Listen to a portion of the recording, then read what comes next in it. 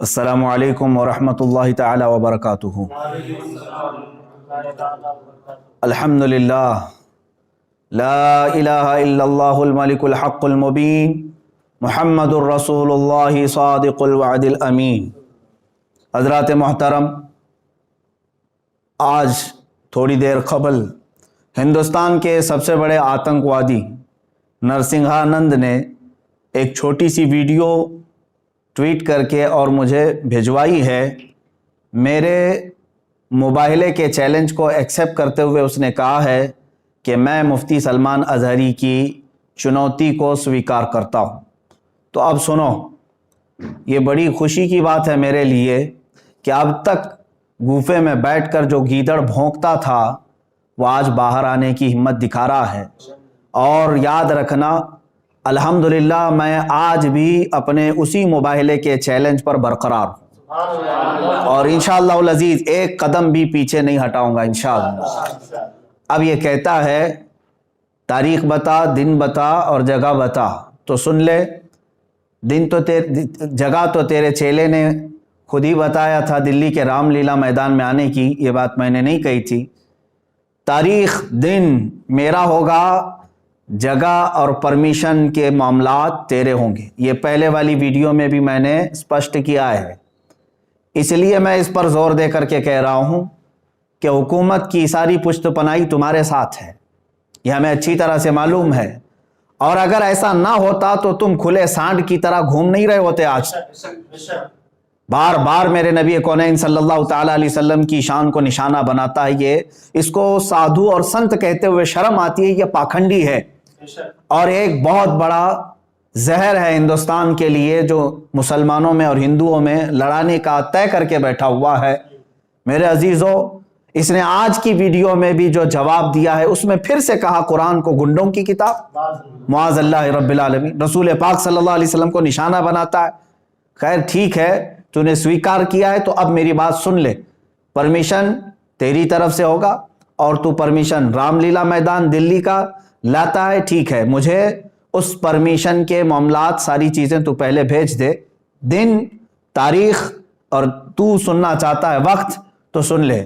इसके लिए भी और मेरे अजीज़ मुसलमानों के लिए भी, ऐ मेरे अजीज़ मुसलमान, तमाम उम्मत मुस्तफ़ा सल्लल्लाहु अलैहि वसल्लम के गयूर मुसलमानों, मैंने तारीख़ अकाबिरीन से मशवरा करके ये तय किया है, इंशाअल्लाह अज़ीज़ इसी माह रमज़ानुल मुबारक के 17वीं तारीख को यौम बदर, यौमुल फुरक़ान, अंग्रेज़ी तारीख के मुताबिक 30 अप्रैल 2021 को जुमा का दिन आ रहा है। इंशाअल्लाह अज़ीज़ ये फ़कीर क़ादरी हाजिर होगा।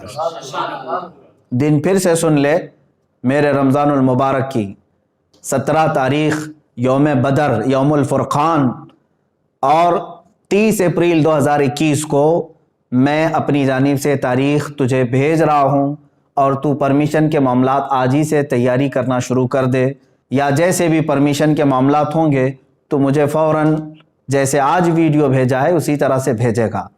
और दूसरी बात, अब जो मुबाहिला होगा, जो मैदान में उतरा जाएगा, अब सुन ले उसके मामलात। मैं अपने इस्लामी उसूलों के मुताबिक मुबाहिले के जो उसूल हैं उस पर अमल करूँगा इंशाअल्लाह अज़ीज़। मैं पहले मैदान में उतरूँगा और फिर इत्माम हुज्जत के लिए सामने बैठूँगा। एक बार फिर से तुझे मैं इस्लाम की हक्कानियत, कुरान अज़ीम की शान, रसूल पाक सल्लल्लाहु ताला अलैहि वसल्लम की अज़मत तेरे सामने फिर से बयान करूँगा।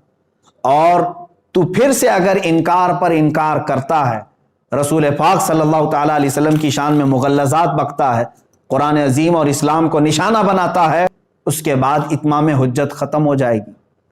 मेरी तरफ से जो तुझे इस्लाम की हक्कानियत बतानी थी वो मुकम्मल होने के बाद तू भी बैठ जा, मैं भी बैठता हूँ। तूने कहा है ना कोई चीज़ नहीं लेकर के आऊँगा, देवी को और माँ को अपने अंदर लेकर के आएगा। बहरहाल जिस देवी और देवता की तू पूजा करता, इबादत करता है, तू बैठ करके अपनी देवी और देवताओं को पुकारेगा और मैं अपने रब्बे ज़ुल जलाल खालिक़े कायनात अल्लाह रब्बुल इज़्ज़त को पुकारूंगा और मैं ये अर्ज़ करूंगा कि ऐ अल्लाह, इसमें जो झूठा है उस पर तू लानत भेज और उसको तू अपने अज़ाब का निशाना बना दे।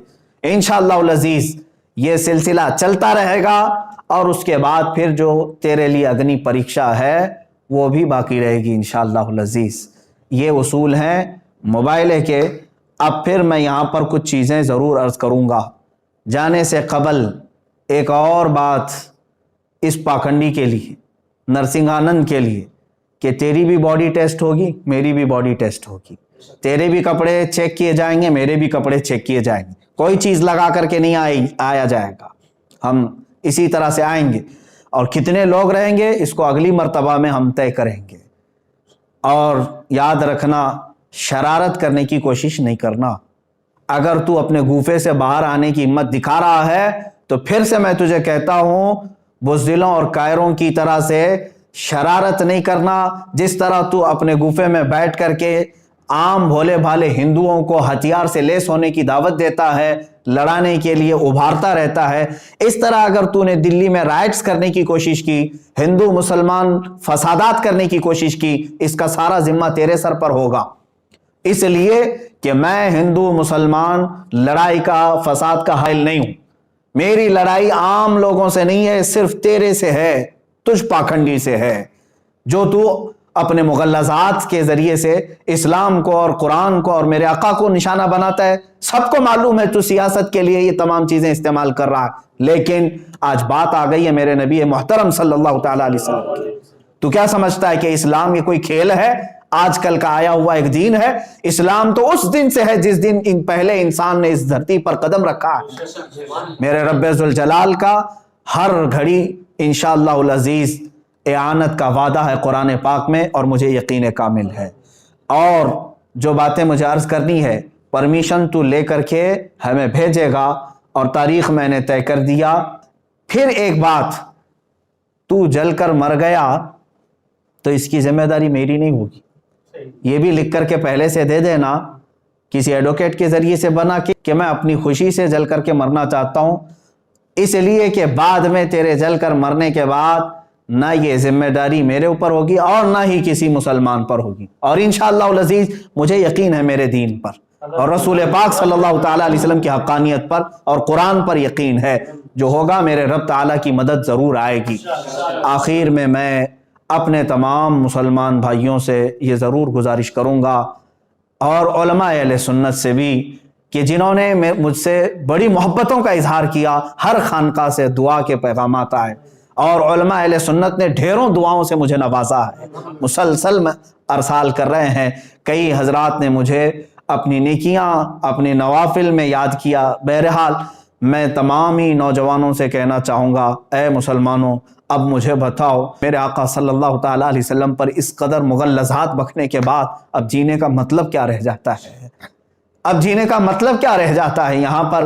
اور پھر میں یہ سمجھ لوں گا کہ اگر اس وقت کے آنے سے پہلے اس نے کوئی شرارت کی، دباؤ بنا کر کے میری گرفتاری یا مقدمے میں گھسیٹنے کی کوشش کی، تو پھر میں سمجھ جاؤں گا کہ تو سب سے بڑا قائر ہے اور بزدل ہے، اور پھر یہ بھی میں سمجھ جاؤں گا حکومت کی ڈبل پالیسی کیا ہے۔ جگہ جگہ سے اس پر ایف آئی آر ہوئے ہیں، دسیوں مقدمے ہو گئے، لیکن اس کو کوئی اریسٹ نہیں کر رہا آج تک۔ کھلے سانڈ کی طرح سے وہ گھوم رہا ہے، زہر پھیلا رہا ہے، آج تک زہر پھیلا رہا ہے۔ اور اگر مجھ جیسا ایک عالم انصاف کی گہار لگائے، اگر مجھے گرفتاری کے بارے میں یا مقدموں کے بارے میں بات آتی ہے، تو پھر یہ ڈبل پالیسی بھی سمجھ میں آئے گی۔ جس طرح مجھے آج ہی میرے گھر پر پولیس بھیج کر کے نشانہ بنانے کی کوشش کی گئی، وہ جس کی طرف سے بھی پولیس آئی ہوگی، لیکن اگر ان معاملات میں یہ شرارتیں بھی تو کرے گا تو بھی کان کھول کر کے سن لے، میرا یہ چیلنج کبھی ختم نہیں ہوگا، انشاءاللہ کبھی ختم نہیں ہوگا۔ اگر دباؤ میں آ کر کے کسی نے گرفتاری اور دیگر معاملات کر بھی دیے میرے ساتھ، ارے میرا قتل بھی کر دیا، انشاءاللہ العزیز ہندوستان کے ہزاروں عاشقان مصطفیٰ ہیں جو پھر کھڑے ہو کر کے تجھے للکاریں گے، پھر للکارا جائے گا تجھے، اور یہ ختم نہیں ہوگا، اور تم اپنی طاقت اور سیاست کا استعمال کرو، انشاءاللہ العزیز ہر سنی مسلمان اپنے عشق رسول کی طاقت کا استعمال کرے گا انشاءاللہ، ہمیں یقین ہے۔ اور تمامی مسلمانوں سے پھر سے میں کہوں گا، آج سے دعاؤں میں لگ جاؤ، اور تم ذرا برابر بھی ہلکا پن محسوس نہ کرنا، اس لیے کہ یہ میرے گھر کی بات نہیں ہے، یہ میرے اپنے ناموری کی بات نہیں. اگر کوئی بدگمانی کرتا ہے تو میں اس سے پھر معذرت کے ساتھ کہوں گا واللہ باللہ تاللہ میں نے ہرگز اپنی ناموری اور شہرت کے لیے یہ چیلنج نہیں کیا ہے. دل جل رہا تھا اسلام کی حقانیت اور رسول مختار صلی اللہ تعالیٰ علیہ وسلم کی شان اور قرآن کی شان کے اظہار کے لیے میں نے چیلنج کیا, اور مجھے یقین کامل ہے انشاءاللہ العزیز, یقین کامل ہے فتح ہوگی تو اللہ رب العزت کے ان بندوں کی فتح ہوگی, کیونکہ قرآن میں مولا نے فرمایا کان حقا علینا نصر المؤمنین. اللہ فرماتا ہم نے اپنے اوپر لازم کر لیا ہے ایمان والوں کی مدد کریں گے. میرا رب فرماتا ہے کتب اللہ لاغلبن انا ورسلی ان اللہ قوی عزیز. اللہ نے یہ لکھ دیا ہے کہ غالب آؤں گا تو میں اور میرے رسول, اور بے شک اللہ قوت والا اور غالب آنے والا ہے. اور پھر میرے رب تعالیٰ نے یہ بھی فرما دیا ہے هو الذی ارسل رسولہ بالہدی ودین الحق لیظہرہ علی الدین کلہ. وہ اللہ ہے جس نے اپنے رسول کو دین حق کے ساتھ بھیجا ہے, دین حق کے ساتھ بھیجا ہے, کسی آتنک کے ساتھ نہیں, اس لیے کہ وہ تمام ادیان میں غالب آئے. اور میرے رب تعالیٰ کے اس کلام مقدس پر یقین رکھو اے سنی مسلمانوں. اور پھر میں گنگناتے ہوئے یہ پیغام ہر ایک سنی مسلمان سے کہوں گا تم بھی آج سے اس کو ورد زبان بنا لینا, اس لیے کہ رزم گاہ حق و باطل اب گرم ہو چکا ہے. اب حق و باطل کے معرکے کی ان تمام تماشا بین مت بننا, حصہ بننے کی کوشش کرو, حصہ بننے کی کوشش کرو. یا رسول اللہ کروں تیرے نام پہ جاں فدا, نہ بس ایک جاں دو جہاں فدا, دو جہاں سے بھی نہیں جی بھرا, کروں کیا کروڑوں جہاں نہیں. یہ ایک جان کیا ہے اگر ہو کروڑوں, تیرے نام پر سب کو وارا کروں میں. یا رسول اللہ ابھی وہ امی فدا کا آقائی و مولائی آپ کی شان میں مغلظات بکے جا رہے ہیں اور ہمارے کان ابھی تک سننے کے لیے باقی ہیں. ہم معذرت چاہتے ہیں یا رسول اللہ, اے اللہ کے نبی صلی اللہ تعالیٰ علیہ وسلم, ہم گناہگاروں کو ایک بار پھر سے معاف فرمائیں, اور دین حق اللہ رب العزت کے نصرت کے لیے, دین حق کی نصرت کے لیے دعا ضرور فرمائیں. اور تمامی مسلمانوں سے پھر سے کہوں گا دل کو حاضر رکھتے ہوئے میرے مصطفیٰ صلی اللہ علیہ وسلم کی طرف توجہ کرتے ہوئے, کون سا دن میں نے بتایا ہے, یوم الفرقان, یوم بدر, جس دن میرے مولا نے 5000 فرشتے اپنے نبی کی حمایت کے لیے اتارے تھے. آج تم پھر سے رزم گاہ حق و باطل میں چلو اور پھر یوں کہو لبیک یا رسول اللہ, لبیک یا رسول اللہ, لبیک یا رسول اللہ. اور انشاءاللہ العزیز جو علماء اہل سنت و جماعت آنے کے لیے مجھے میسیجز بھیج رہے ہیں, ان سب سے بھی گزارش ہے, تاریخ میں نے اعلان کر دیا, جو حضرات پہنچ سکتے ہیں وہ انشاءاللہ ضرور پہنچیں گے, اور اپنی قوت ایمانی کا ثبوت آج دینے کا وقت ہے, ہم دے کر کے رہیں گے انشاءاللہ. السلام علیکم ورحمۃ اللہ وبرکاتہ.